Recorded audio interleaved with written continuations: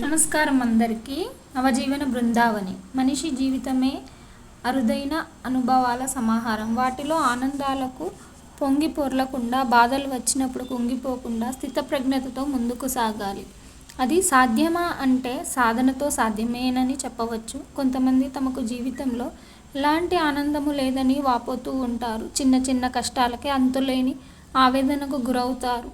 అది సరికాదు. ఆనందం అనేది మన హృదయంలో వెల్లి విరిసే భావ పరంపరలో ఉంటుంది. ఆనందంగా ఉన్నాను అనుకుంటే సదా ఆ హృదయ ఉల్లాస భావనలోనే ఉంటాం. మనసు పొందే అపురూప యోగం ఆనందం. పసిపాపల నవ్వుల నుంచి చూడచక్కటి పువ్వుల వరకు చూసే ప్రతి దృశ్యంలో, ప్రతి అనుభూతిలో దాన్ని పొందవచ్చు. సదా ఆనందానుభూతిలో జీవించడం ఎలాగో అన్నమయ్య ఓ కీర్తనలో చెబుతాడు. ఆడరో పాడరో ఆనందించరో హరి రక్షకుడై యందరి కుండగా అన్న పదకవిత పితామహుడి మాట. అందరికీ అనుసరణీయమైన బాట. జీవిత పర్యంతం మనం కలిసే వ్యక్తులతో ఆనందంగా గడపగలగాలి. అదో అలవాటు కావాలి. అందుకుగాను అవసరమైన అంశాలు కొన్ని ఉన్నాయి.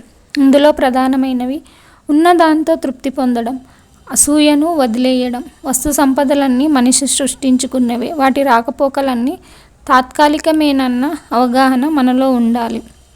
అప్పుడే వాటి కోసం వెంపర్లాడిపోకుండా సంతృప్తిగా జీవించడం సాధ్యమవుతుంది. అలా కాకుండా పక్కవాడికి ఉన్న భవనాలు, సంపదలు మనకు లేవన్న ఆలోచనకు లొంగిపోతే మిగిలేది బాధే. అదే భావనలో కూరుకుపోతే అందుబాటులో ఉన్న ఆనందాన్ని కూడా అనుభవించలేని దుస్థితి, దుర్గతి మిగులుతుంది.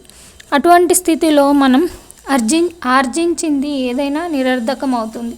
ఇలాగే వదిలివేయాల్సిన మరొక ముఖ్య విషయం, ఎంతసేపు ఎదుటివాళ్ళు మనని మెచ్చుకోవాలని, మన పట్ల ప్రత్యేక ఆసక్తిని కనబరచాలని ఆశించడం.